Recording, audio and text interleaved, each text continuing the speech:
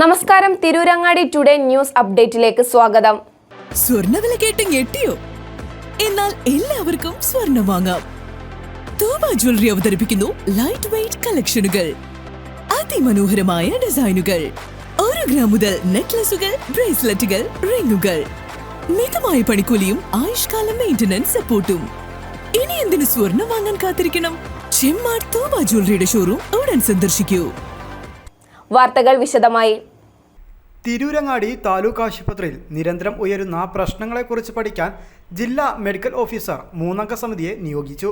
Tirurangadi Youth League മണ്ഡലം president UA Razak നൽകിയ പരാതിയുടെ അടിസ്ഥാനത്തിലാണ് സമിതിയെ നിയോഗിച്ചത്. Deputy DMO doctor C Shuban, ജില്ലാ TB officer doctor KM Noona Marja, ജില്ലാ നഴ്സിംഗ് ഓഫീസർ P ഷൈല എന്നിവരടങ്ങുന്ന സമിതി 27-ന് ആശുപത്രി സന്ദർശിച്ച ജീവനക്കാരുടെയും പരാതിക്കാരുടെയും മൊഴി രേഖപ്പെടുത്തും. ചികിത്സാ നിഷേധത്തിൽ മുഖ്യമന്ത്രിയുടെ നിർദ്ദേശപ്രകാരം നടത്തിയ അന്വേഷണത്തിൽ ഡോക്ടർ കുറ്റക്കാരനാണെന്ന് DMO റിപ്പോർട്ട് നൽകിയിരുന്നു.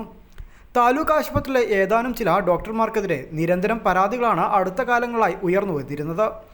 വാതിലിനിടയിൽ കൈവിരൽ കുടുങ്ങി രക്തം ഒലിച്ചെത്തിയ 1 വയസ്സുകാരന് ചികിത്സ നിഷേധിച്ചെന്നും ഇത് ചോദ്യം ചെയ്ത യുവാവിനെതിരെ വനിതാ ഡോക്ടർ പോലീസിൽ പരാതി നൽകി കേസെടുപ്പിച്ചെന്നും മൃതദേഹത്തോട് അനാദരവ് കാണിച്ചെന്നും വനിതാ ഡോക്ടർക്ക് പകരം ഭർത്താവ് ഡോക്ടർ ജോലി ചെയ്തു തുടങ്ങിയ നിരവധി ആരോപണങ്ങളാണ് ഈ അടുത്ത കാലത്ത് മാത്രമായി താലൂക്ക് ആശുപത്രിയിൽ ഉയർന്നു വന്നത്.